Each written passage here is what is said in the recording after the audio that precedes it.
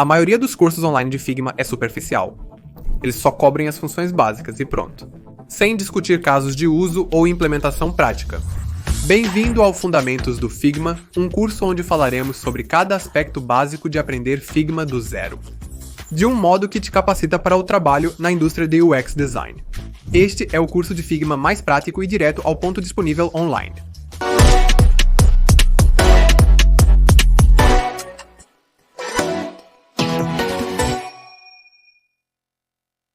Bem-vindos ao Fundamentos do Figma. Isso é super emocionante porque planejei um treinamento de 10 aulas que vai te levar através do Figma desde o básico até níveis realmente muito avançados. O objetivo é garantir que você esteja preparado para aprender sobre UX, entender como os aplicativos são construídos e como os carrosséis de mídia social são projetados no Figma. Você precisa aprender Figma. Então hoje é a aula número 1, que é entender o Figma do absoluto zero. Este curso será lançado em nosso mais recente site, learnux.in, que é um site onde lançaremos vários cursos, courses ao vivo, meetups, workshops, muitas coisas voltadas para pessoas que querem construir produtos melhores. Isso pode incluir gerentes de produto, designers e desenvolvedores. Vamos começar com a aula número 1. Vamos entender por que você precisa aprender os requisitos de idade do Figma. Descubra qual laptop você precisa. Aprenda os fundamentos da interface do Figma e como ela funciona.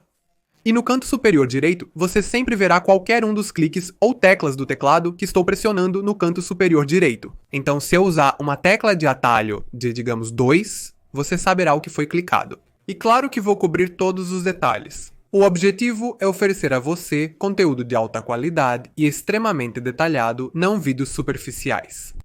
Agora, se você quer instalar o Figma, precisa ir ao figma.com e garantir que o Figma esteja instalado no seu computador ou aberto no seu Google Chrome. O programa de hoje é dividido em 3 módulos. No módulo 1, abordaremos os fundamentos da interface do Figma e entenderemos por que precisamos aprendê-lo nos casos de uso básicos.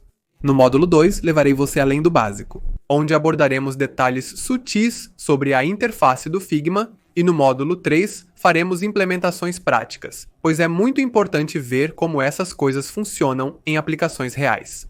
Vamos iniciar com o primeiro módulo sobre os fundamentos da interface do Figma. O Figma tem 2 produtos principais. Um é chamado Figma Design, onde projetamos aplicativos, sites, brochuras, seja lá o que for, eles têm um segundo produto, que é chamado FigJam, que não será abordado neste curso, mas eu queria apresentar isso porque muitas pessoas pensam que o Figma é a ferramenta que é usada para projetar tudo, enquanto na realidade o Figma é uma empresa. Então dentro do Figma você tem o Figma Design e então você tem o FigJam. FigJam é para brainstorming, pesquisa e coleta de notas, não para projetar. Neste curso aprenderemos a ferramenta Figma Design. Agora, antes de prosseguirmos e entendermos o Figma, há um assunto que você precisa entender, que é sobre raster versus vector. Então, pessoal, raster é apenas um nome sofisticado para uma imagem Joint Photographic Experts Group, certo? Aqui você tem uma interface de usuário. O lado esquerdo e o direito parecem idênticos, mas há uma grande diferença. E você verá essa diferença quando eu ampliar. Se eu ampliar aqui, você perceberá que essa coisa aqui está ficando pixelada. Isso ocorre porque a imagem é um Joint Photographic Experts Group formato que fica pixelado quando ampliado. Mas se eu for para a aba esquerda e ampliar, você verá que não está ficando pixelado. Não importa o quanto eu amplie, ele nunca ficará pixelado. Essa coisa aqui, essa imagem, que é absolutamente cristalina, não importa o quanto eu amplie, isso é chamado de gráfico vetorial. Todos os logotipos que você cria e as ilustrações digitais que vê neste mundo são vetores gráficos, pois não apresentam pixelização. Isso significa que eu posso escalá-los e imprimi-los em qualquer tamanho. Do lado direito está uma imagem JPEG, e assim como JPEG você também tem PNGs e alguns outros formatos. Todos esses formatos que podem ficar pixelados. Se você esticá-los, eles se enquadram em imagens raster. No Figma não lidamos com imagens raster. Tudo o que projetamos é lidar com vetores. Isso é extremamente importante, porque quando eu ensinar diferentes ferramentas, você entenderá que a maioria delas se aplica apenas a vetores, não a imagens raster. Toda a interface de usuário em que você trabalha estará em vetores. Agora, ao acessar o Figma, é necessário criar um arquivo de design e faremos essa demonstração neste momento. É importante destacar que os arquivos FigJam e os arquivos de design são diferentes.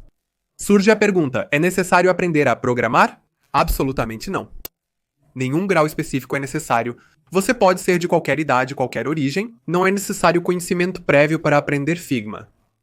Outra pergunta é, posso conseguir um emprego se eu aprender Figma? De maneira nenhuma.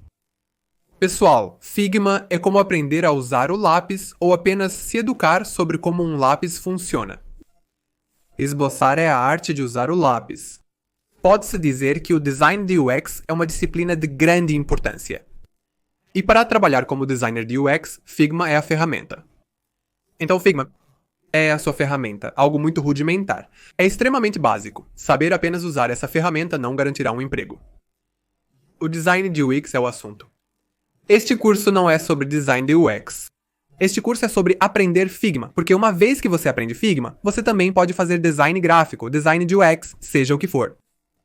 Então, muitos de vocês já devem saber como o Figma funciona, então vocês podem, obviamente, ir direto para o tutorial, que provavelmente estará no meio do módulo número 1. Mas sim, para aqueles que nunca abriram o Figma, essa parte é muito importante. No momento, não é possível usar o Figma para projetar em telefones ou tablets. Eu sempre recomendo usar o Figma em um laptop. Pode ser um laptop Windows ou Mac.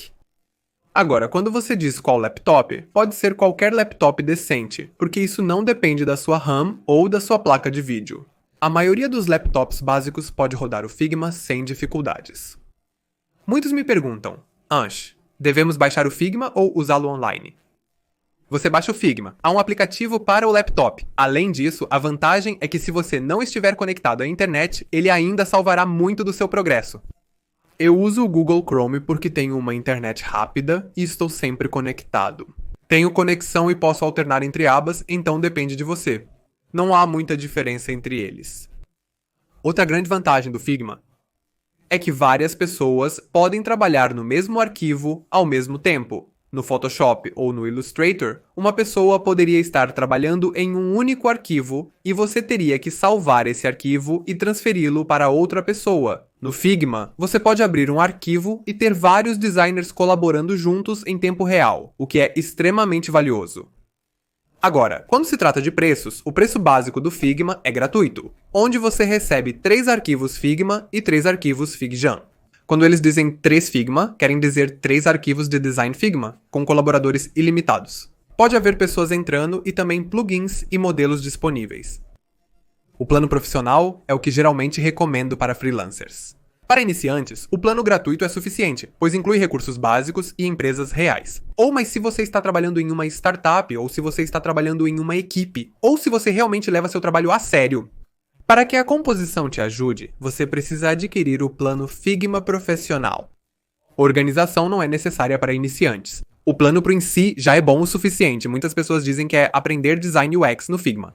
Como mencionei, o Figma é apenas a ferramenta e o Design UX é o tópico em questão. Agora, a questão é, como você cria seu primeiro arquivo? Primeiro você precisa ir ao figma.com e então você precisa criar sua primeira conta. Agora, eu sempre recomendo às pessoas que adicionem seu e-mail e senha. E não usem continuar com o Google, porque você sempre deve ter sua própria senha para lembrar. Recomendo que você baixe o aplicativo offline também, mas use-o apenas no Google Chrome. É isso que eu costumo fazer e agora deixe-me mostrar como realmente parece. Então aqui eu abri o figma.com no meu Safari, que é meu navegador alternativo, porque este slide também foi feito no próprio Figma. Mas este é o meu plano pago, mas não é assim que parecerá para você quando você abre o Figma pela primeira vez. É assim que parece e eu sei que é um pouco intimidador. Mas não se preocupe, isso é super simples. Aqui está sua conta para que você possa sempre fazer login. Faça login e logout, e ao acessar a seção de recentes, haverá modelos de design que podem ser ignorados. Você verá arquivos e projetos compartilhados recentemente visualizados. Novamente, você não precisa se preocupar com isso. O que você precisa fazer é clicar em mais arquivo de design. Criar outro quadro FigJam resultará em um novo arquivo FigJam. Queremos apenas criar um arquivo de design. Depois de feito, ele criará um arquivo semelhante a isso em cerca de 2 a 3 segundos. Dependendo da velocidade da internet, eu já criei um quadro. Por padrão, é assim que vai parecer. Clicando 2 vezes nesse item, você pode editar o nome do arquivo. Isso diz grátis, porque estamos no plano gratuito. No canto esquerdo, você tem essa coisa chamada páginas. Então, basicamente, cada arquivo Figma é como um livro, e dentro de um livro você tem diferentes páginas. Ok, o que você vê no meio é chamado de tela. Basicamente, é aqui que você projeta, e vamos passar por tudo isso um por um. Mas aqui há diferentes páginas. Agora, no plano gratuito, você só pode ter 3 páginas por arquivo Figma. Para ser honesto, você pode ter tantas interfaces de usuário em uma única página que a maioria dos iniciantes não precisará de mais de 3 páginas. Mas sim, se eu clicar neste ícone aqui, posso clicar em voltar para arquivos e voltarei para o meu painel. Agora, eu posso pegar qualquer um dos meus arquivos e colocá-los em uma equipe. Isso é muito importante. Para criar uma nova equipe, clique em Criar nova equipe e insira os detalhes. Por exemplo, vou nomear como Segunda equipe. Isso é extremamente importante para manter-se organizado. Se você tiver mais colaboradores, pode convidá-los daqui. Por enquanto, vou clicar em Pular. Se você estiver no plano de startup, poderá ter um plano de startup. Caso contrário, atualize para o plano profissional ou clique em escolher um plano de startup. Então aqui, por padrão, ele cria um projeto de equipe. Então, basicamente, você tem uma equipe. Dentro da equipe, você pode ter projetos de equipe e dentro dos projetos de equipe, você tem arquivos Figma. Qual a utilidade prática disso? Tradicionalmente, em capacidades profissionais, o que acontece é que você terá uma equipe, vamos dizer, Anshmera. Dentro de Anshmera pode estar trabalhando em um aplicativo móvel, em um site, em um projeto freelance. Então, cada um dos meus projetos, um aplicativo é um projeto, um site é outro projeto. Dentro do aplicativo, você pode ter diferentes arquivos para atender a diferentes plataformas, como Android, iOS e Google Chrome.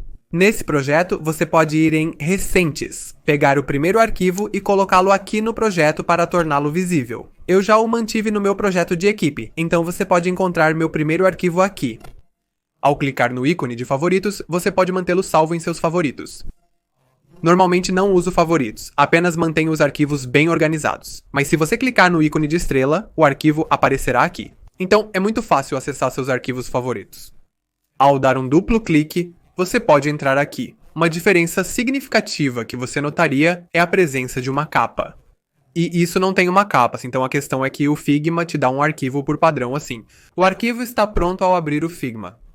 Então eles dizem comece aqui, e você tem alguns arquivos. Você tem uma página, então a parte divertida é que você vê esse número aqui. Vamos apenas assumir que este é o seu canvas. Ok. E no Canvas você tem essas pequenas divisões, essas divisões são chamadas de quadros. Então você tem um canvas extremamente grande, e então você tem muitos pequenos artboards ou canvases, certo? E eu vou chamar isso de quadro, essa coisa aqui, você vê o pequeno ícone, isso significa que você basicamente criou uma capa a partir de um único quadro. Então se eu clicar com o botão direito, você pode ver isso aqui no painel de camadas. Isso aqui é o meu painel de camadas. É onde eu posso ver as páginas. É uma linha fina e pequena. E dentro da linha fina, você pode ver todas as camadas nesta página. Se eu clicar nesta seta, neste ícone de cadeado, eu vou desbloquear isso. E agora eu posso mover isso por aí. Se clicar com o botão direito, você pode notar que existe essa opção chamada Restaurar Miniatura Padrão. Porque isso já está selecionado como miniatura. Se eu for até essa coisa aqui e tentar clicar nela, você vai perceber que não consegue clicar. Por quê? Porque essa camada está bloqueada. Então, se você segurar a tecla Command e clicar com o botão direito, você poderá selecioná-la. Se eu clicar nessa seta, vou desbloqueá-la. Posso clicar com o botão direito e selecionar como miniatura. Uma vez que eu faça isso, você perceberá que este ícone se torna normal, e então você tem essa pequena janela. Se eu clicar em voltar para os arquivos, em breve a capa será atualizada. Assim você cria seu primeiro arquivo Figma. Vamos voltar ao quadro que temos, a fatia que criamos. Vamos explorar o Figma pela primeira vez. Como mostrei, é assim que ele parece quando você não criou nada. Geralmente, você terá um pequeno tour rápido pelo Figma ao abri-lo pela primeira vez. E você pode, obviamente, conferir isso. Isso é bastante útil. A segunda coisa que você precisa fazer é garantir que esta área esteja limpa, então não complique demais. No plano gratuito você terá apenas 2 ou 3 arquivos Figma disponíveis quando atingir 3 unidades. Ele não permitirá que você crie mais, mas você precisa decidir qual plano. você tem. Então, obviamente, discutimos isso. Eu também mostrei a você o arquivo Figma padrão que o Figma lhe dá assim que você cria o projeto. Então agora, vamos finalmente entender as diferentes funcionalidades e os ícones dentro do Figma. Agora, toda a referência e toda a teoria que você vê neste curso é da documentação oficial do Figma. Estou criando esses vídeos porque muitos alunos se sentem intimidados ao ler a documentação. Mas se você quiser fazer seu próprio autoaprendizado, basta acessar help.figma.com, onde eles compilaram tudo. Então todo o crédito vai para o Figma. Aprenda agradecendo por fazer uma documentação tão detalhada. Vamos começar com a barra de ferramentas.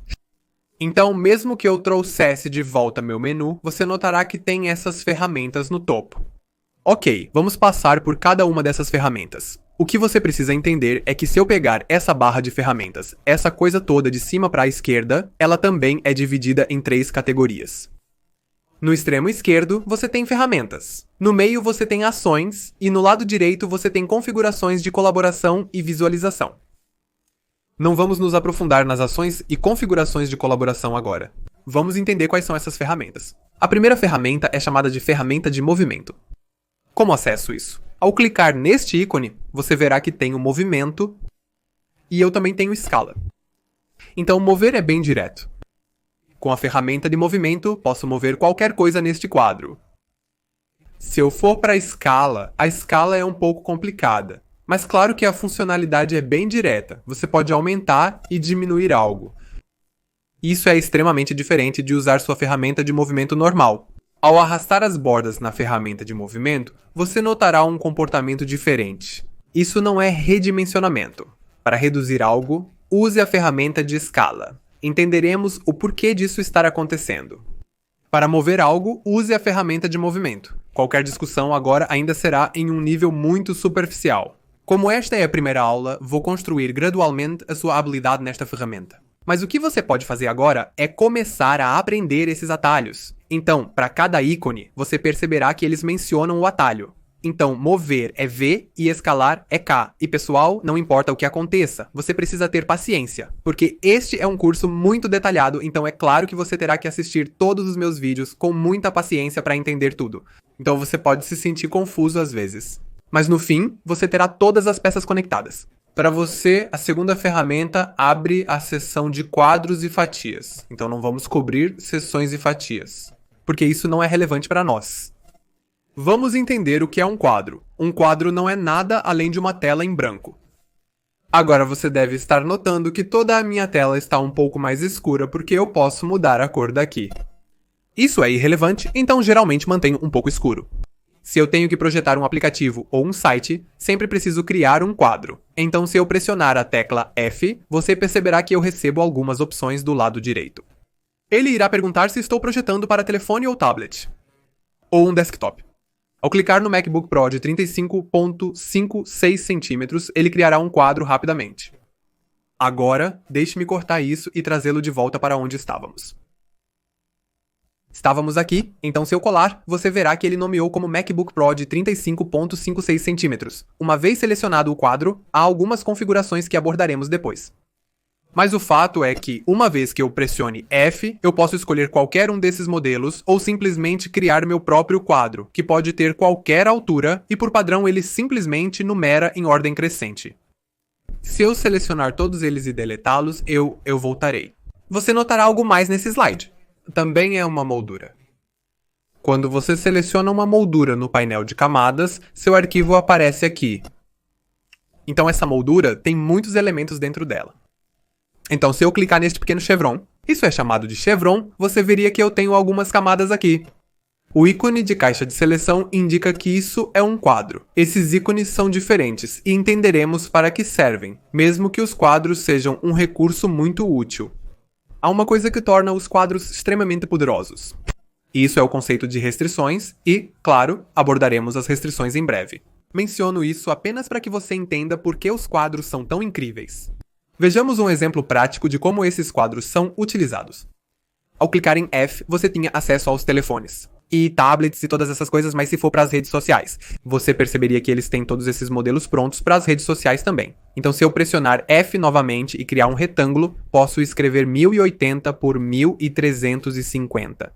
E agora isso se torna uma proporção muito boa de 3:4 para meus carrosséis, e essa é a proporção e tamanho que uso para todas as minhas postagens nas redes sociais se você estiver fazendo um pôster. Vou clicar em F, selecionar papel A4 e então você pode projetá-lo, meio que colocar isso. Ó, coisa no lado esquerdo, no lado direito. Mas sim, deixe-me apenas recolocá-lo aqui.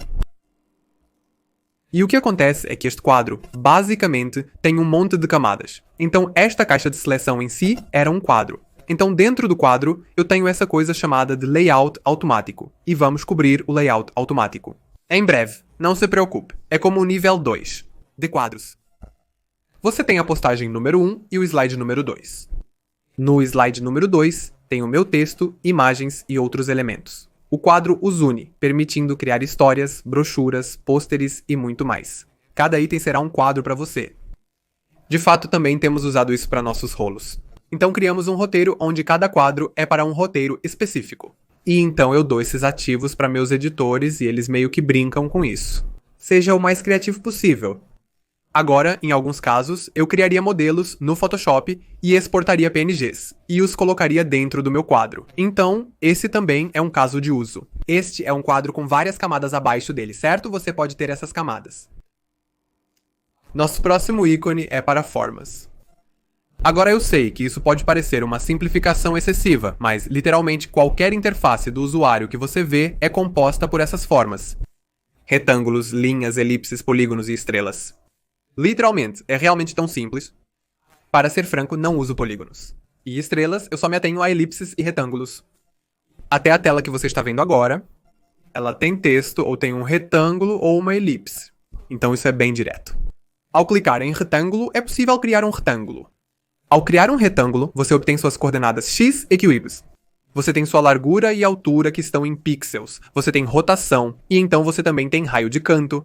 Então se eu pegar este retângulo e digitar, por exemplo, 15, ele ficará arredondado se eu clicar aqui. Ao passar o mouse sobre este ponto, ele indicará um raio de 15 pixels. Eu posso arrastá-lo, isso por si só é.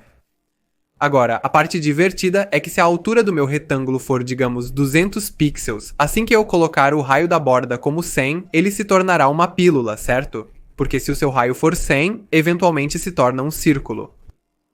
Então, mesmo que eu vá, digamos, 200, não fará diferença, mas até 100. Você verá alguma mudança significativa. Então, à medida que vai de 0 a 100, você poderá ver, na verdade, você também pode esfregar. Então, se eu for e esfregar para o lado direito, você notará que meu cursor volta para o lado esquerdo. Então, é uma rolagem infinita e você pode continuar esfregando e isso simplesmente não terminará. Então, deixe-me mostrar um exemplo rápido. Essas são telas do iOS que você pode obter da comunidade Figma. Entenderemos o que é a comunidade Figma também. Mas o fato é que essas são algumas telas do iOS muito comumente usadas. E aqui está um teclado também. Agora olhe para essas telas de perto. Você perceberá que todos os principais elementos da interface do usuário são realmente feitos de retângulos ou quadrados. Mas então você dirá, Ange, isso não é exatamente um retângulo ou um quadrado, porque são ícones. E para ícones, você precisa da ferramenta caneta para formas personalizadas. Então coisas assim, este ícone arredondado, você sempre usará um retângulo e colocará um canto adição nele. Mas qualquer ícone personalizado dentro dele pode ser criado com a ferramenta caneta. E você também pode obter esses arquivos da comunidade Figma. Mas sim, quero apenas mostrar que mesmo se você pausar e olhar esta imagem, isto não é uma imagem, mas sim um componente. Componente é a palavra que as pessoas usam se você clicar em qualquer coisa, perceberá que é apenas texto. Retângulo ou elipse. E então você tem formas personalizadas que podem ser criadas pela ferramenta caneta. Sim, pensei em mostrar apenas alguns componentes para testar agora. Depois da sua ferramenta caneta, você tem o texto. Ferramenta muito simples, basta clicar nela e digitar qualquer coisa. Por padrão, o texto será bem pequeno. Então, se eu fizer o comando A, você terá algum texto. As propriedades aqui são muito semelhantes ao que temos. No Microsoft Word, se eu fizer isso com 100 pixels agora, será super visível. Vamos passar por essas propriedades agora, então não se preocupe com isso, deixe-me deletar isso. Depois da sua ferramenta de texto, você tem esses dois ícones aqui. Se eu clicar em recursos, você tem essa coisa chamada componentes, que nós não vamos cobrir. Agora também temos plugins que funcionam de forma semelhante aos aplicativos que você utiliza. Para o iPhone, o Figma também possui plugins que aumentam suas funcionalidades. Não vamos abordar isso neste vídeo e também temos widgets, que é algo que será abordado nos próximos segmentos. Então, se você quiser dar zoom in e zoom out, você pode apenas segurar a tecla de comando e mover o cursor. Caso contrário, se você estiver no seu trackpad ou mouse comum, você pode simplesmente navegar pelo canvas sem precisar usar a ferramenta de pan. A ferramenta de comentário permite colaboração. Basta clicar em qualquer elemento e adicionar um comentário. Clique no botão azul para tornar seus comentários visíveis. Então você pode clicar nesse comentário e pode simplesmente clicar neste ícone de verificação e ele será resolvido. Mas não se preocupe com isso agora. Vamos cobrir esse assunto mais tarde. Neste momento, chegamos ao cerne do vídeo, onde entenderemos como o Figma realmente funciona. Agora mesmo eu estou no plano pago. Então vamos trazer de volta o plano gratuito que tem páginas limitadas. Então eu vou para o meu primeiro arquivo. Ops! Eu cliquei em algo diferente, isso acontece muito frequentemente, então não entre em pânico se você clicar em algo errado. Vamos para o meu projeto em equipe e clicar no primeiro arquivo. Você perceberia que tem páginas? Ao clicar no ícone de mais, uma vez criará a página 2 e 2 vezes, permitirá chamá-la de minha capa. Muitas pessoas adicionam emojis nas legendas. Se você quiser, basta segurar as teclas Ctrl e Command no Mac para abrir o menu de emojis e inseri-los. Alguns preferem não usar, mas é uma opção disponível. Este é o painel de camadas, mas está vazio porque não há nada nele. Então, se eu pressionar F no meu teclado e criar algo, você verá meu quadro bem aqui agora se eu pressionar R, e então criar um retângulo. Você verá que o retângulo é visível dentro do quadro. Se eu criar uma elipse e colocá-la bem aqui, e você notará que existe essa opção chamada preencher, se eu clicar nela, um seletor de cores aparece. Eu posso escolher qualquer cor que eu quiser. E tudo isso estará visível no quadro 1. Então, bem direto ao ponto agora, a coisa importante é que você só pode ter 3 páginas, e então as páginas têm quadros, e então os quadros têm mais objetos dentro deles. Então, basicamente, uma página pode ter camadas, e uma camada pode ter quadros.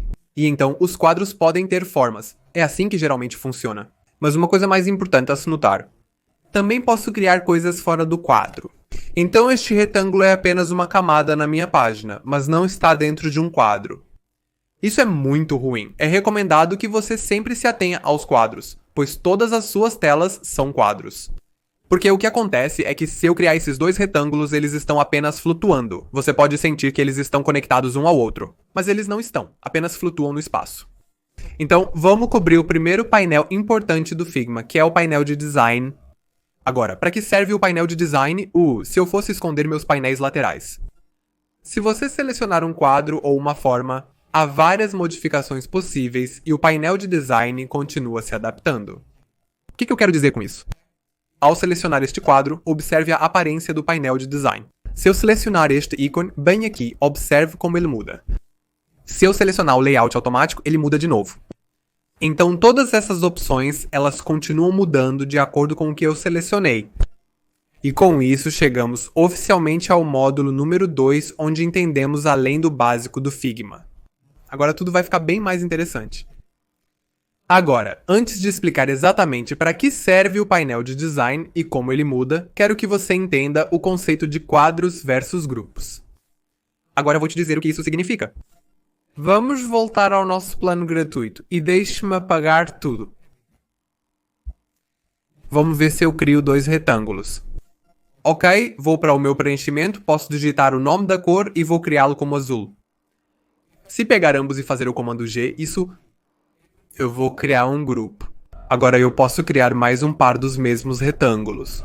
E, se eu tiver que duplicar, o que eu posso fazer é segurar minha tecla de comando e clicar neste retângulo, segurar a tecla Shift, clicar nisso novamente. Agora eu selecionei ambos, então basicamente o comando permite que você percorra a seleção. Isso é chamado de seleção profunda, porque se eu clicasse assim sem segurar a tecla de comando, selecionaria o grupo, mas se eu precisar selecionar algo muito específico, apenas o item exato em que passo o mouse, seguro a tecla de comando. Então eu vou pegar esses e fazer uma cópia disso e vou trazê-los para fora do grupo.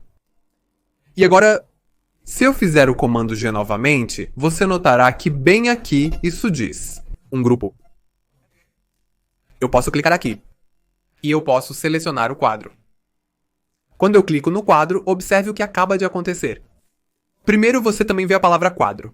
Os nomes dos grupos não são visíveis no Canvas. Se eu selecionar o retângulo cinza dentro do quadro, você verificaria as restrições. Se selecionar meu retângulo no grupo, não verá restrições. Então a questão é, o que exatamente são restrições?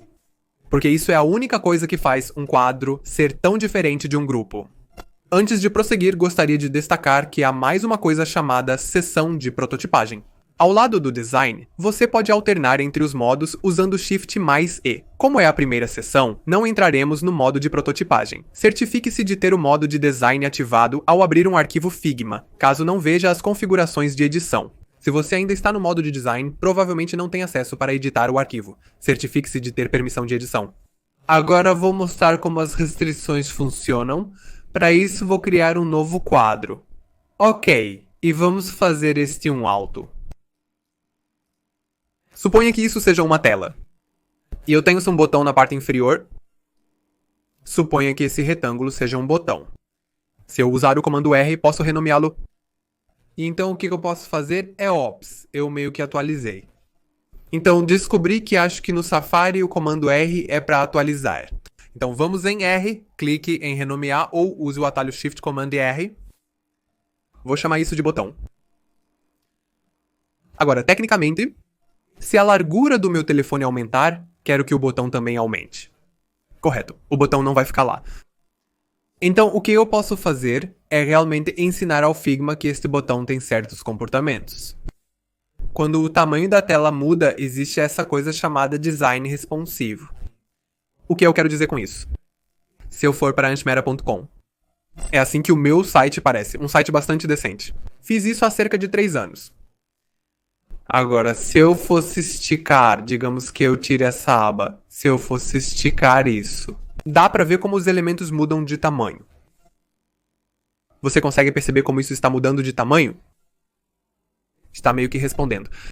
Ok, então você consegue ver como está diminuindo? Certo, você também notará que, uma vez que eu estender a largura, os elementos estão se reorganizando. Neste ponto, os 3 ícones estão alinhados horizontalmente. Mas após uma certa largura, eles se tornam verticais.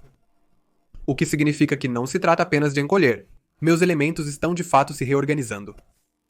Então, existem 2 conceitos que eu quero introduzir.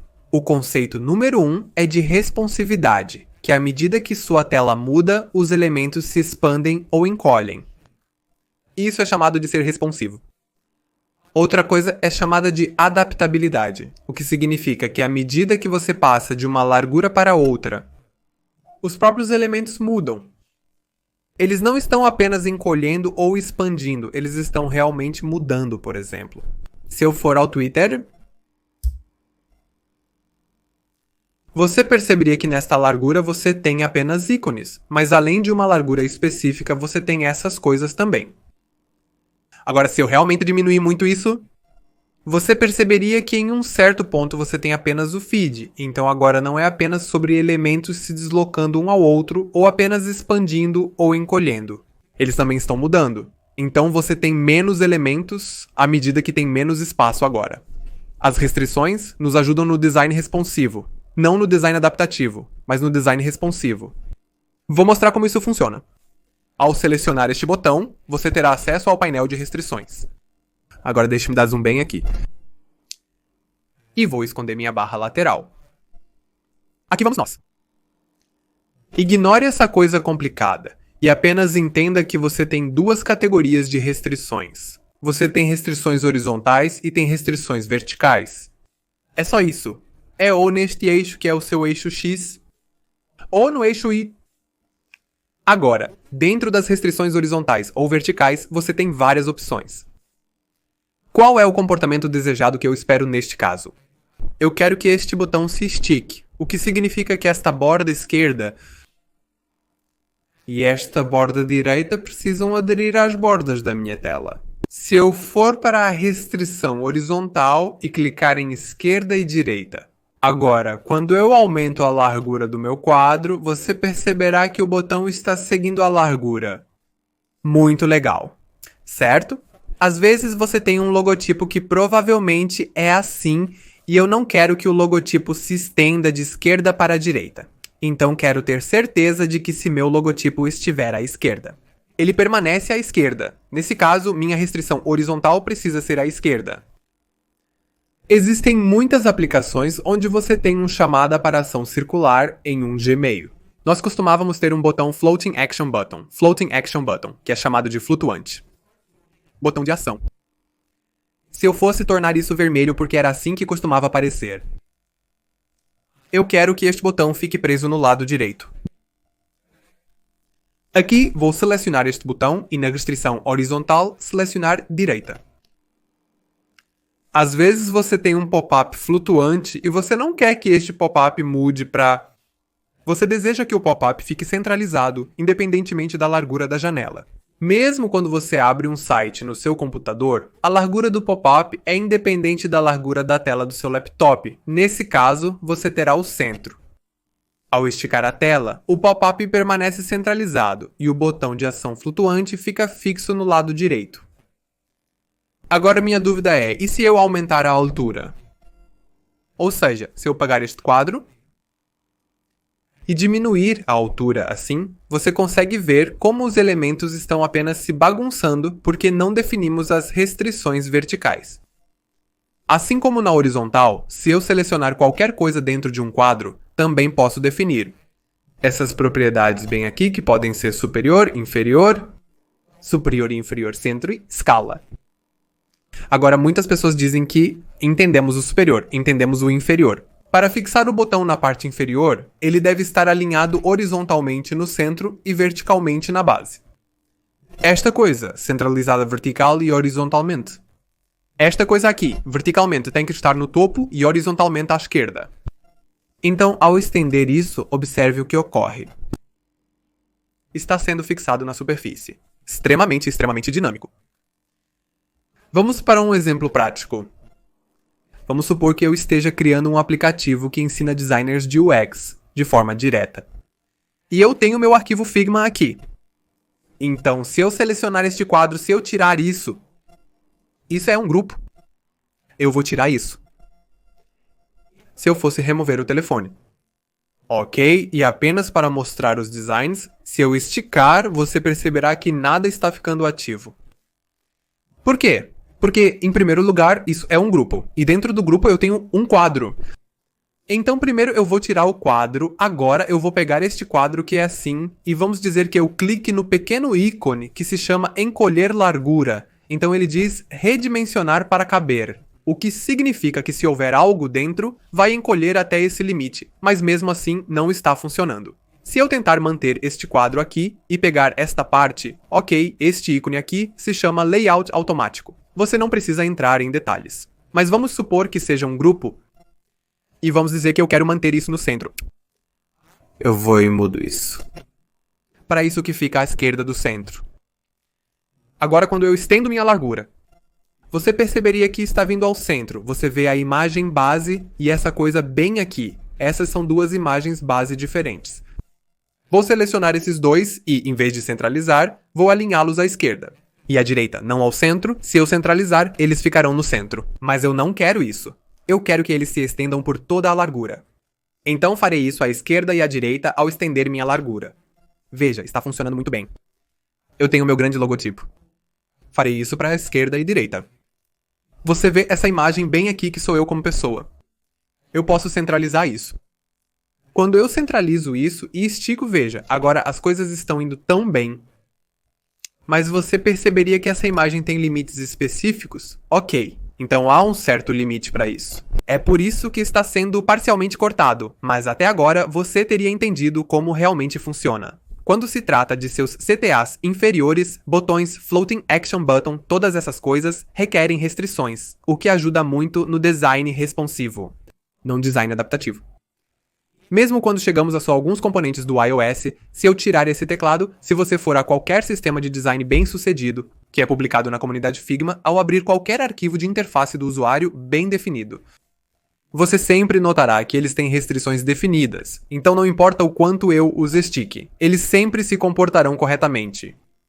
Como dever de casa, baixe qualquer um desses arquivos, clique neles e verifique as restrições. Agora, você verá alguns ícones azuis aqui e com o tempo entenderá como isso funciona. Mas o ponto é que as restrições adicionam vida a um componente. Isso é chamado de componente. Então, à medida que eu estico, eles são extremamente responsivos. Eles sabem como se adaptar a si mesmos. Agora que conhecemos as restrições, você não vai se assustar. Quando discutirmos o painel de design do lado direito, você também notará que pulamos as ações. Nós vamos cobrir isso mais tarde. No canto superior direito, você tem o seu rosto bem aqui, que é basicamente... Verifique se há mais pessoas no arquivo do Figma. Ao clicar nessa pessoa, você poderá seguir o cursor dela. Ao clicar em compartilhar, você pode convidar colaboradores ou copiar o link. Abordaremos esses detalhes mais adiante. O Figma introduziu o modo de desenvolvedor, que altera a visualização para mostrar apenas detalhes técnicos quando designers estão no arquivo. Você ainda não precisa disso. Isso é novamente para o modo de prototipagem. E claro, você tem opções de zoom in e zoom out, mas não precisamos passar por todas essas coisas agora. Claro, às vezes, se você achar que os cursores multiplayer estão te distraindo, você sempre pode clicar nessa coisa aqui. O Figma também tem um menu rápido, que é um comando barra. Então, assim que você fizer isso, isso vai abrir e você pode literalmente fazer e pesquisar todos os seus plugins em um único lugar. Então isso é apenas um atalho útil para saber, mas voltando ao básico, agora entendemos exatamente o que é o painel de design. E claro, é extremamente intimidador, mas na realidade é muito útil. Vamos cobrir essas coisas uma por uma. No painel direito agora é possível alternar entre design e protótipo.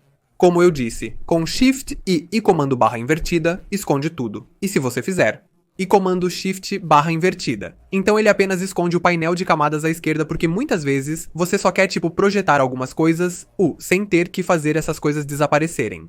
Certo? Porque eu posso não precisar do painel de camadas, mas eu posso precisar dessas coisas à mão. Agora que concluímos o básico, vamos decompor o painel de design e entender todas as características individualmente.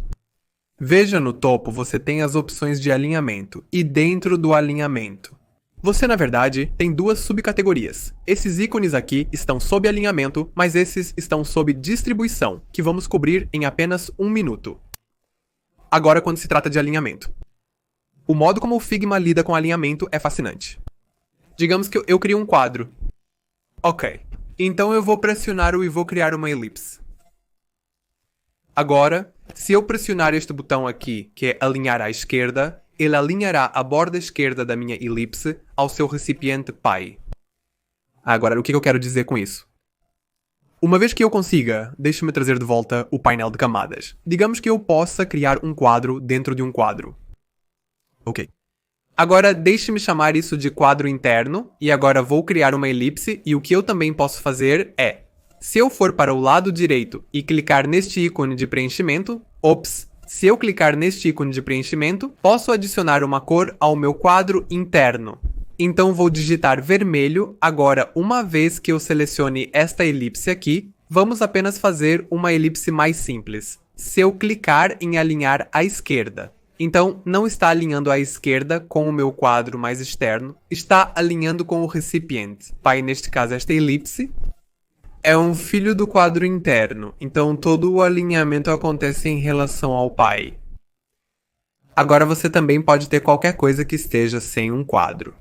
Digamos que eu mantenho este retângulo. Se eu mantiver um retângulo menor e selecionar ambos, eles não estarão em um quadro. Mas agora eu os selecionei. E se eu fizer isso, se eu clicar neste ícone aqui que alinha os centros verticais, eles serão alinhados assim ao longo do eixo X. Então, havia um container pai aqui? De maneira nenhuma, mas eles foram alinhados em relação um ao outro quando você está selecionando. Então, você pode alinhar à esquerda ou à direita. Então, você pode alinhar as coisas ao longo do eixo Y ou ao longo do eixo X, e o Figma os chama de centros horizontais e centros verticais. Por que eles diriam isso?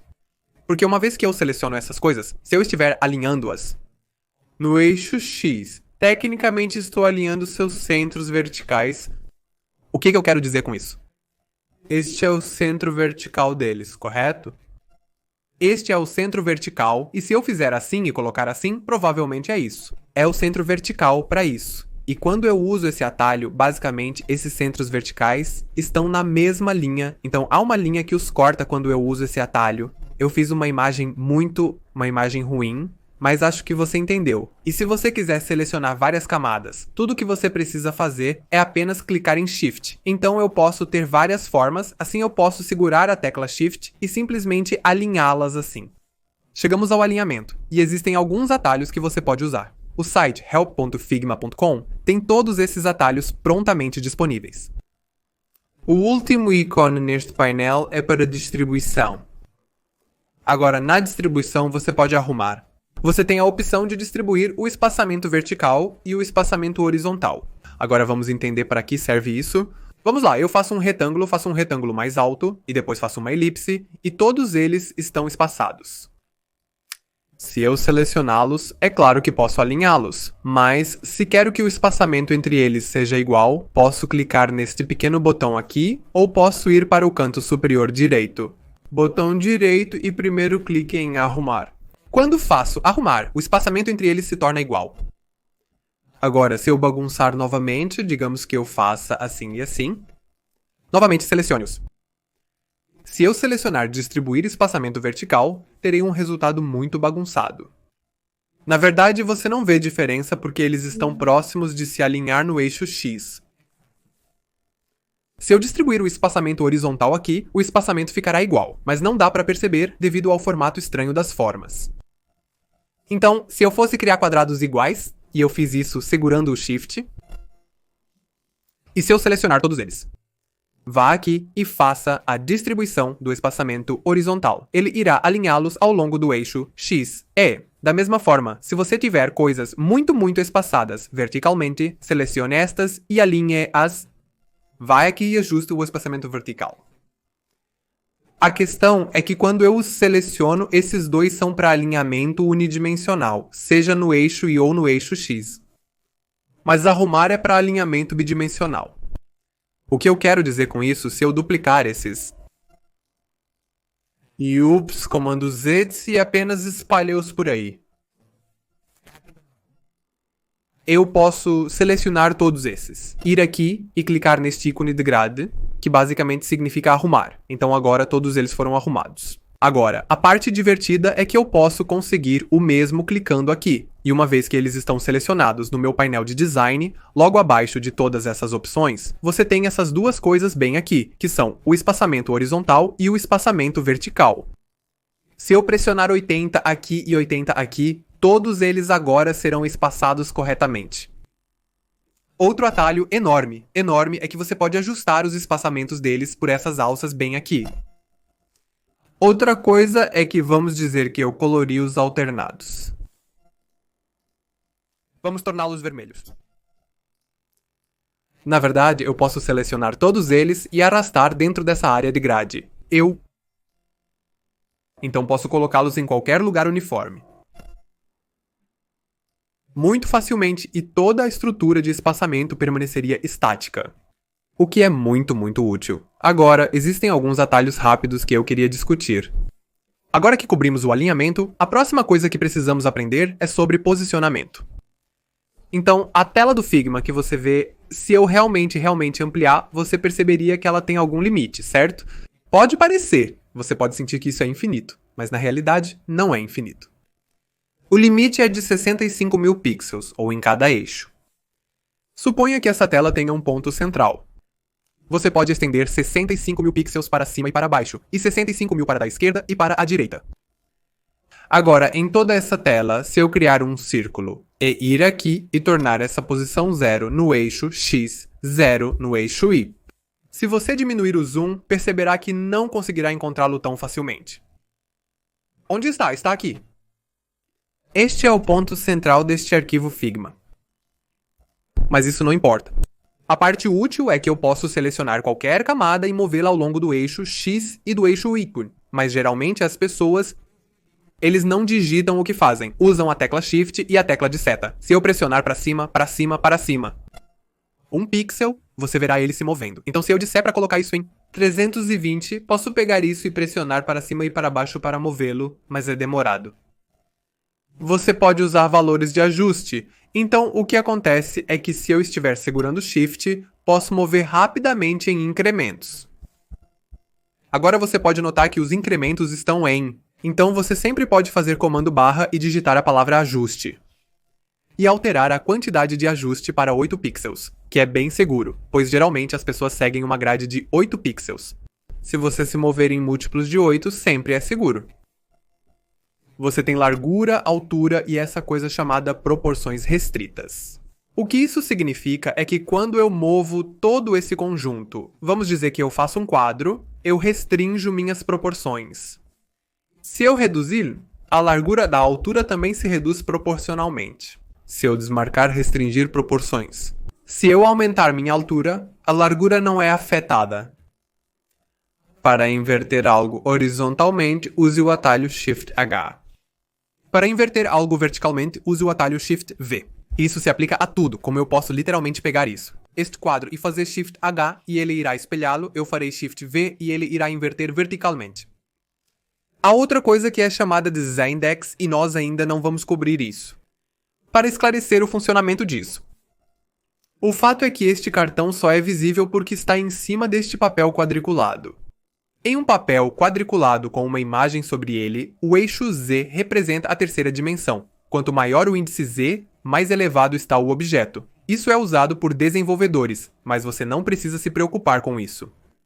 Você sempre pode ler sobre isso. Outra característica muito poderosa disponível. Você pode adicionar matemática a isso. Então eu posso escrever mais 34 e isso vai funcionar. Eu posso dizer pegue este colchete inteiro dividido por 2 mais 12. Mesmo assim, é possível realizar cálculos e operações matemáticas de forma muito simples. E esfregar, claro, é esfregar indefinidamente pelo tempo que desejar. Agora, antes de entrarmos nos detalhes do painel de design, quero voltar rapidamente ao painel de camadas e isso é muito, muito importante. Vamos pegar esses 3 slides, ok? E eu vou duplicá-los visualmente na tela. Você pode ver esses à esquerda. Este no meio, este à direita. Se eu selecionar todos eles, vamos dizer que eu renomeei isso como slide 1. Slide 2. Slide 3. Se eu mover o slide 3 aqui e o slide 1 para o lado direito, você vai perceber que no meu painel de camadas a ordem não é afetada. Slide 1 no topo, slide 2, slide 3. Visualmente a ordem não está influenciando o painel de camadas. Similarmente, se eu mover meu painel de camadas, o canvas, não é afetado, então essas duas coisas estão completamente desvinculadas. Agora, por que isso importa? Existe essa coisa chamada renomeação em lote. Digamos que eu queira exportar esses arquivos como JPEGs, talvez para uma apresentação. Se eu selecionar todos esses e fizer comando R e renomear isso como pic dash, e então em renomeação em lote, você basicamente pode ter atalhos. Então, se eu clicar neste número ascendente, ele escreverá $pequeno NN e você pode ver uma pequena pré-visualização aqui. Se eu deletar um N, ele simplesmente escolherá 1. Escolha 2, escolha 3. Se eu renomear esses, você perceberia que ele renomeou na ordem absolutamente errada. Eu quero que a imagem do lado esquerdo seja a imagem número 1 e a da direita seja a imagem número 3. Certo, visualmente tem que ir de, 1, 2, 3. Então, basicamente, renomear é independente de como as coisas estão no canvas. A renomeação depende do painel de camadas. É uma questão de escolhas, opção 1, 2 ou 3. Visualmente é perfeito, mas está incorreto porque a renomeação depende de como você organizou os elementos no painel de camadas. Mas agora você não tem tempo para combinar o painel de camadas com o que está visualmente. Então aqui é onde você usa este plugin chamado plugin de classificação. Eu posso selecionar todos esses... Vá para este painel, clique em plugins e digite classificador. Classificador e você pode instalá-lo uma vez que você o instale. Eu posso selecionar todos esses, faça comando barra. Digite classificador e selecione ordenar a posição uma vez que eu faça isso. Você verá uma notificação. E o que acontece é que agora a maneira como eu organizei esses visualmente é exatamente como eles estão organizados no painel de camadas. Então você ordena algo, você faz comando R e digita novo traço $M. E agora está renomeado na exata mesma ordem que eu queria. Então, por exemplo, todos esses slides que você vê nos slides 43, 44 e 45, eu primeiro os ordeno e depois os renomeio em lote. E depois os exporto. Outro atalho rápido é que uma vez que você seleciona um quadro, se você pressionar Enter, ele selecionará tudo dentro do quadro. Se eu pressionar Tab, ele selecionará o primeiro item. Se eu pressionar Tab novamente, ele irá para o próximo item e da mesma forma continua em círculos. Agora pressionando Tab e Return novamente, ele selecionará tudo dentro daquele quadro. Então, eu posso pressionar Tab novamente para navegar sem tocar no mouse. Se eu fizer Shift Return, ele voltará para o parente. Uma camada acima com Shift Return novamente. Ele voltará para o parente novamente. Agora, se eu pressionar Tab, ele irá para o próximo slide. Estou circulando entre os quadros parentes no momento. Se eu usar Shift Tab, voltarei para o item da lista anterior. Então, Return é para entrar e Tab é para, você sabe, meio que circular entre eles. Uma dessas opções. Então, se eu for aqui e pressionar Return e depois Tab, eu posso fazer desta maneira. Se eu tiver várias camadas e se eu disser clique aqui, pressione esta Tab, eu posso fazer Shift Tab e ir ao contrário. Shift é basicamente para ordenação reversa, só quis explicar isso. Atalhos rápidos antes de prosseguirmos. Selecionamos este arquivo e você pode ver o Auto Layout, que abordaremos depois, restrições, que expliquei, e a grade de layout. Abordaremos mais tarde o próximo item básico, que são os modos de mesclagem. Tudo que você coloca no seu quadro é essencialmente uma camada, correto? A camada possui modos de visibilidade, também conhecidos como modos de mesclagem. Você pode ver essa opção chamada assim. Chamado Pass-Through, se eu passar de Pass-Through para normal, se eu passar de escurecer, multiplicar, queimar cor, eu basicamente tenho diferentes maneiras de como isso vai se misturar. Agora, o modo de mesclagem não é para uma única camada. Uma camada é mesclada sobre outra, então é preciso garantir que os modos de mesclagem funcionem se houver apenas duas imagens. Não entraremos em muitos detalhes, pois isso é geralmente usado por designers gráficos. Abordaremos isso em vídeos mais detalhados. Mas a parte importante a entender é que você tem 16 modos de mesclagem. E a melhor parte é que se eu disser para criar um quadro e criar um retângulo assim, você tem um modo de camada que define meu modo de mesclagem. Você tem opacidade geral.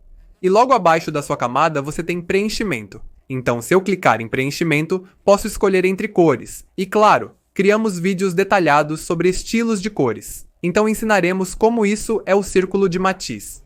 Este é o meu alfa, quando a cor está com opacidade 0. Isso está na capacidade máxima. Ao clicar nisso, você obtém seus gradientes. Então, por padrão, o gradiente só tem uma cor. Se você quiser adicionar a próxima cor, clique neste ponto, aumente o alfa e depois escureça um pouco a cor, e então você pode mover as direções. Assim, porque este é um gradiente linear. Você tem como uma linha reta se eu passar de linear para radial, então você terá algo que parece circular. Novamente, você pode ter angular, também nunca uso angular. Eu também nunca uso diamante, só alterno entre radial ou linear. Você pode selecionar uma imagem clicando em escolher uma imagem. Você pode adicionar imagens de fundo, aplicar filtros e fazer upload de vídeos. Abordaremos os estilos de preenchimento em detalhes. Existem também bibliotecas que não serão abordadas agora, mas basicamente permitem salvar cores específicas, evitando a necessidade de selecionar repetidamente os códigos hexadecimais. Em seguida, chegamos ao painel de tipografia. Então, a questão é, você deve ter notado que quando eu seleciono uma camada tem uma camada, e cores e todas essas coisas, ao selecionar um texto, você tem um painel dedicado, semelhante ao que víamos no Microsoft Word ou bloco de notas. Vamos passar pelo painel tipográfico item por item. Agora que já fizemos o básico, é hora de entender a tipografia. Muito poucos vídeos do Figma realmente cobrem este painel em detalhes. E para ser honesto, vejo muitos designers cometendo erros graves. Muito graves. Quando declaram seus tipos, é simplesmente porque não entendem como este painel funciona. Agora aqui está uma captura de tela que foi carregada no Figma Learn. E o que eles fizeram é que eles basicamente numeraram cada item. Você vê neste painel. Então, vamos decompor cada coisa uma por uma. O primeiro item são esses 4 pontos que são para tecidos. Ainda não vamos cobrir isso.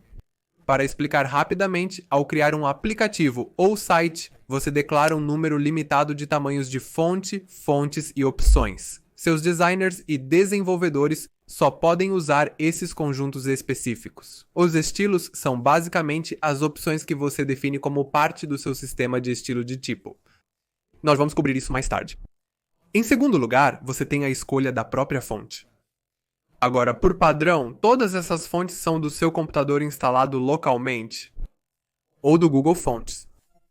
Recomendo usar as fontes do Google em projetos de código aberto, pois elas oferecem suporte a diversos pesos.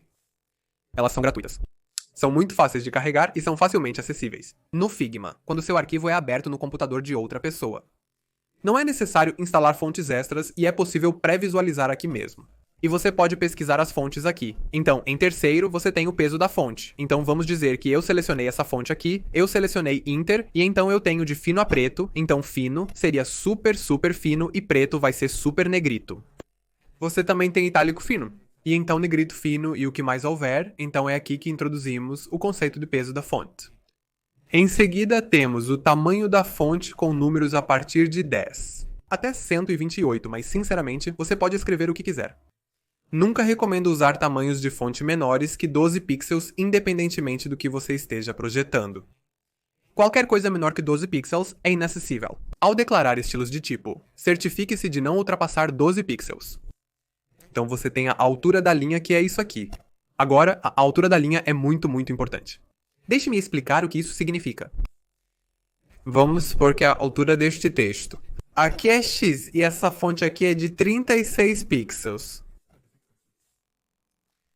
Visualmente, você pode achar que essa camada começa aqui e termina aqui. Mas na realidade, quando eu clico nisso, você percebe que esta é a caixa delimitadora. Esta é a fronteira, e você pode ver muito espaço em cima e muito espaço abaixo. Agora, por que isso importa? Se eu fizer uma cópia disso e selecionar ambos juntos, o espaçamento entre eles aos olhos do Figma é de 0 pixel. Mas visualmente, ao ver isso, enxergo muito espaço. Por que isso? Porque há uma altura de linha de 160%. Agora, se eu clicar nisso, posso deletar tudo isso e especificar a altura da linha em pixels claros ou em porcentagens. Se eu fizer isso, 100% você perceberia que agora a altura da minha linha está super, super próxima das bordas. Não está exatamente tocando o chão ou o teto, mas está super, super perto. Agora, se eu reduzir ainda mais, você perceberá que pode ficar realmente muito pequeno, até mesmo até 73,5%. Agora fizemos um vídeo chamado Declarando seus sistemas de tipo, que é parte do nosso curso de design de UX de 15 episódios. Disponível gratuitamente no YouTube, lá dizemos que quando você está declarando seus títulos, nos títulos sempre mantenha a altura da linha em 100%. Mas ao criar parágrafos, digamos que aqui está um parágrafo com 2 linhas nesse caso, você não pode ter seu texto tão perto. Então, em parágrafos, é recomendado manter 135. Agora, o que muitas pessoas fazem é, às vezes, seus títulos também são, você sabe, 2 em frente. Então, você pode dizer que este é um título longo com 2 linhas.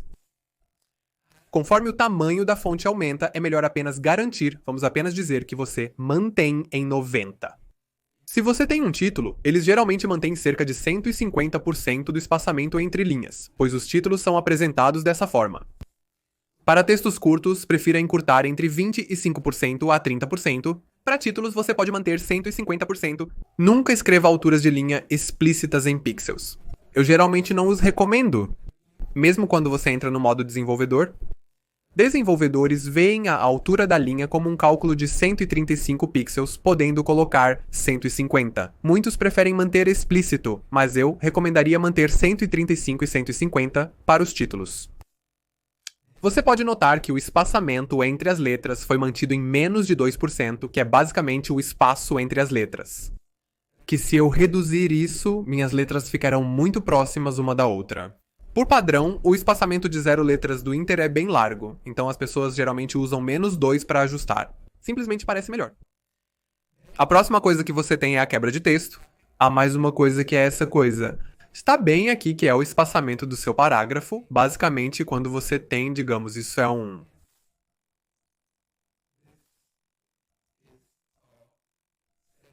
frase que é bastante longa. Então, eu vou diminuir a largura dessa maneira. Ok, manteremos a altura da linha em 135%. Agora eu vou pressionar Enter. Este é o meu segundo parágrafo. Agora, porque eu apertei Enter, eu tenho duas frases, correto? Mas visualmente você nota alguma diferença? De forma alguma, pois meu parágrafo tem espaçamento zero.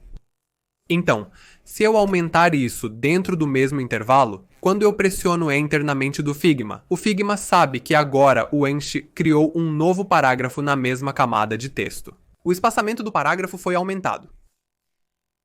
Em seguida, temos todas essas opções sob o controle de quebra de texto. Então, o que acontece é que, digamos que eu prossiga com essa frase aqui, vamos deletar tudo. Certo? E vamos manter isso aqui. Se eu esticar isso, certo, isso vem em uma única frase. Se eu reduzir a largura, agora meu recipiente está colocando uma restrição no meu texto. Antes meu texto estava definindo quão larga essa camada seria, mas agora eu estabeleci um limite. Agora aqui, se eu clicar neste botão bem aqui, largura automática, ele sempre garantirá que a caixa delimitadora do meu texto seja diretamente proporcional ao número de caracteres no texto. Mas se eu clicar nisso e arrastar, agora entrei no segundo modo, que é a altura automática, o que significa que definir a largura é apenas a altura que mudará. Então eu posso escrever o que eu quiser e a altura se ajustará, mas a largura não se ajustará. Neste caso, não há altura certa. Então é como se estivesse apenas se esticando indefinidamente, e então sua terceira caixa aqui, isso é chamado de tamanho fixo. Agora, o que eu quero dizer com isso? Neste caso, a caixa delimitadora é independente. Ela não se importa com qual é a minha altura. Então, se eu colar isso novamente, e novamente, você perceberá que mesmo que o meu texto esteja transbordando, a caixa delimitadora ainda está lá. Agora, como isso faz uma diferença? Porque se eu pegar essa coisa aqui e digamos que eu a faça vermelha, eu vou selecionar ambas as camadas aos olhos do Figma. Mesmo quando peço para distribuir o espaçamento vertical e manter em 0 pixels, ainda há sobreposição. Aos olhos do Figma, esta é a caixa número 1 e esta a número 2. O texto está transbordando e suas propriedades de transbordamento incluem alinhamento horizontal e vertical, que é bem simples, alinhamento à esquerda, central e à direita. E então, às vezes, o que acontece é que, olá, se eu alinhar à esquerda, posso realmente aumentar a caixa delimitadora e mantê-la no meio da caixa delimitadora. Então isso pode ser centralizado e no meio também pode estar no chão. Também pode estar amarrado com o teto. Você também tem algumas configurações avançadas. Não entraremos em detalhes, mas é aqui que você pode adicionar sublinhados, riscar, caixa, pontos de bala e explorar todas essas opções após o vídeo. Agora que a tipografia está pronta, vamos para os preenchimentos e traços, que são os painéis abaixo do preenchimento. Com o título selecionado, além do painel de texto, temos a opção de preenchimento, onde a cor padrão é branca, mas pode ser alterada conforme desejado, com as mudanças sendo refletidas em tempo real. Também posso adicionar um gradiente e selecionar o segundo, tornando-o levemente cinza, mas nada acontecerá porque o alfa é 0. Você precisa aumentar o alfa, deixá-lo cinza e colocar os títulos aqui para obter um bom efeito de sombra. Este é um efeito popular usado por muitos designers. Ao clicar no botão de menos, o preenchimento desaparecerá. O texto não está visível porque não há preenchimento. Então terei que clicar em mais novamente. E a melhor parte sobre o Figma é que você pode ter várias camadas dentro do preenchimento. Então você pode dizer que eu tenho uma opacidade preta em 20. Eu tenho branco em 100. E eu tenho preto em 20. Eu também posso ter vermelho, que é como um vermelho sutil, talvez em 30. Então você pode ter várias camadas, assim como tínhamos estilos para texto, 5%. Você também tem estilos para o seu preenchimento, mas não vamos entrar nisso agora. Mas o ponto é que você geralmente oscila entre preenchimentos, traços e cores de seleção. Agora, o que eu quero dizer com isso? Primeiro, eu te falei que você pode escolher qualquer camada e aplicar cor ou gradiente. Ou até mesmo uma imagem. Você pode colocar uma imagem ou vídeo aqui. Também posso colocar a cor F digitar isso aqui e colocar opacidade de 100. E alternar a visibilidade ligada e desligada. Agora também posso clicar em mais para o meu traço e então selecionar uma cor brilhante. Ou talvez vamos fazer azul e então aumentar a largura do traço e você pode aumentá-lo tanto quanto quiser. Parece bonito, mas é bem ruim. Vamos escolher uma cor menos chocante. Agora no meu traço você pode ver esta opção bem aqui que diz centro, dentro ou fora. Agora, o que eu quero dizer com isso? Se mantivermos um traço de 2 pixels agora, o traço está fora do meu texto. Mas se eu mudar para dentro, você verá que agora ele está nos níveis internos. Isso não é útil em texto, mas é muito útil quando você está criando elementos de interface do usuário, porque em muitos casos. Quando você está criando uma div, vamos dizer que eu crie um pop-up assim e vamos fazer isso. Branco, ok? E geralmente é assim que os pop-ups parecem. Você tem como uma borda arredondada. Você tem um traço, vou pegar essa ferramenta conta-gotas, pegar a mesma cor e torná-la um pouco mais escura e fazer com 3 pixels. Então este é o meu contorno. Agora observe o que está acontecendo. O traço está dentro da caixa delimitadora porque estamos no modo interno. Se eu colocar para fora, você verá que o traço está além da caixa delimitadora. Se o meu traço tivesse 25 pixels de comprimento, você notaria que eu teria um espaço extra para acomodar. Mas se eu mantê-lo no interior, não vai atrapalhar em nada. Mas veja o que acontece. Quando o mantenho por dentro, a borda externa é curva e a interna é afiada. Para corrigir isso, você tem que ir de dentro para o centro. Quando isso ocorre, o traço ficará muito bonito, então você poderá voltar para cerca de 4 pixels. Eu sempre mantenho no interior porque assim sei a caixa delimitadora e os pixels que tenho, sendo essa a melhor maneira. Essa é a maneira mais segura. Por fim, dentro de preenchimentos e traços, temos que abordar as cores de seleção. Então, a questão é este subtexto bem aqui. Você tem essa coisa chamada Dark UI Midfold. Por que isso está dizendo isso? Porque isso é um estilo. Então lembre-se que você pode realmente dizer ao Figma que certos códigos hexadecimais têm um nome específico. Se eu clicar no ícone de corrente, apenas terei a cor de volta. Eu vou chamar essa cor de A5, porque na linguagem de design, se você diz A5, significa A5 em 3, se eu disser F. Isso significa F vezes, porque você tem 6 dígitos em um código hexadecimal. Então eu vou pegar A5. A5 eu vou selecionar todo esse texto e desanexar meu estilo de cor e colar A5 A5 novamente agora se eu quiser mudar A5. Terei que ir individualmente em todos os lugares. Selecione o preenchimento individualmente. Mas e se eu selecionar o quadro e dizer que não importa onde um A5 esteja, eu quero ter mudanças em todos os A5.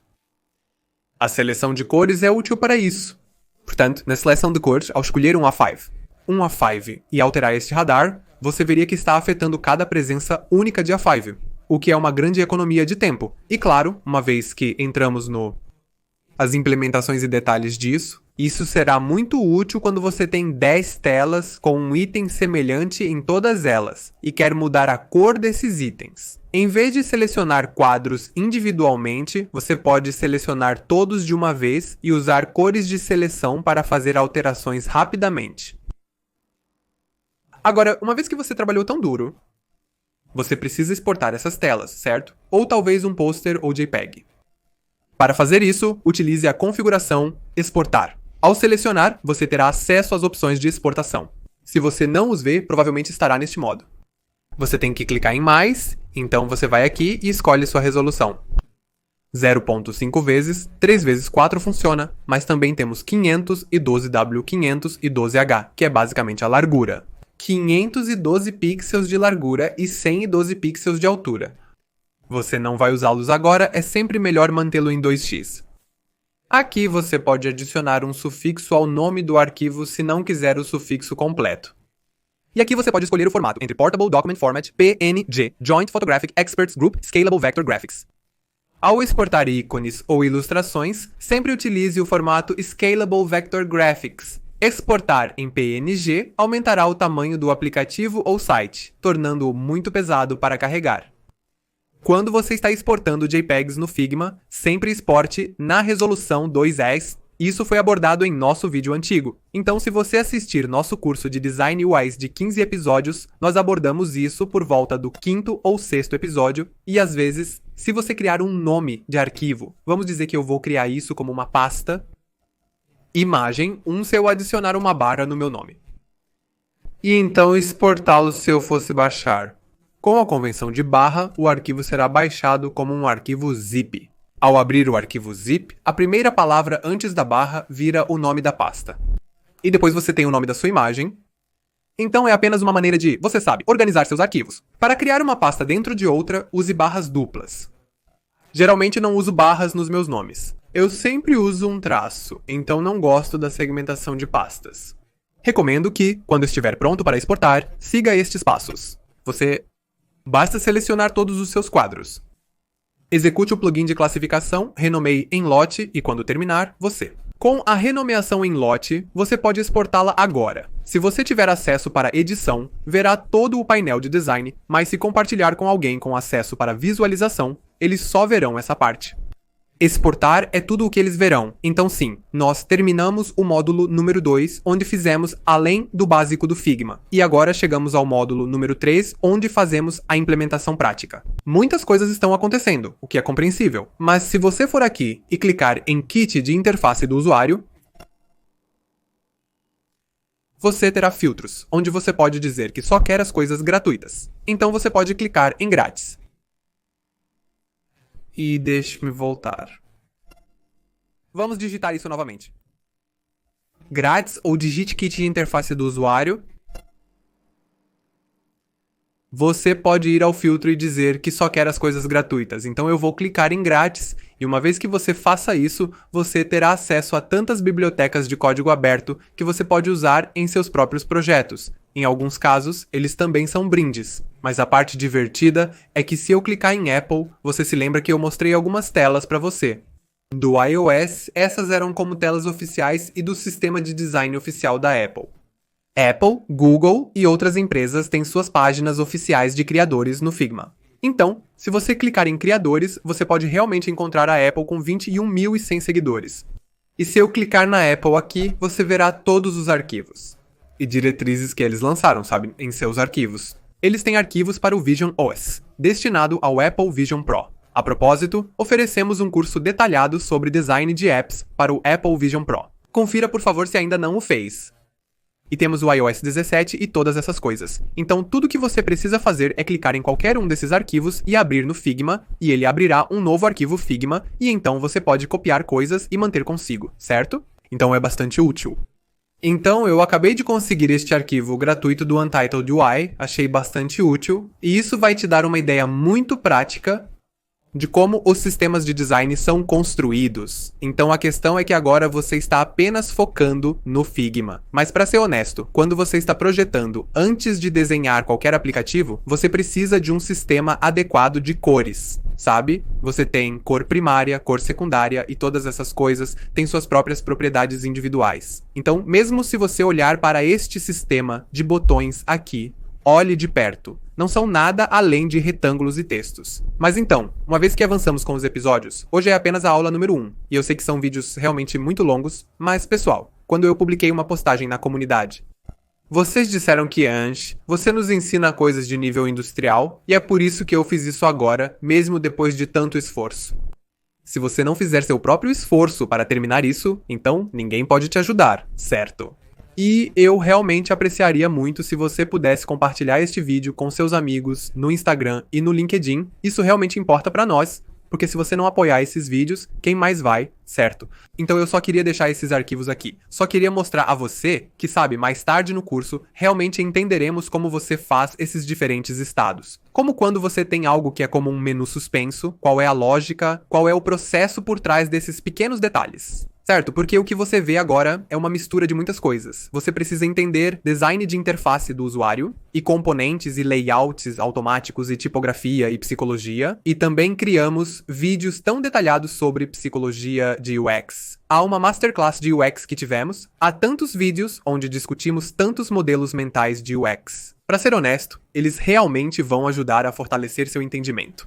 Porque já criamos muitos cursos gratuitos. Então, o que eu recomendaria é que, uma vez que este vídeo termine, assista ao nosso vídeo de roteiro. Temos tantas playlists gratuitas, temos para design espacial, análise de UX, tantas coisas, certo? Ainda assim, recomendo que você assista ao vídeo de roteiro para design de UX. Também oferecemos um curso de 15 episódios que ensina sobre design de UX. Neste curso, ensinamos a ferramenta Figma, mas também oferecemos um curso gratuito separado em Hindi e inglês sobre design de UX. Todos os recursos para Figma UI, UX e inspiração de marketing serão compartilhados na descrição.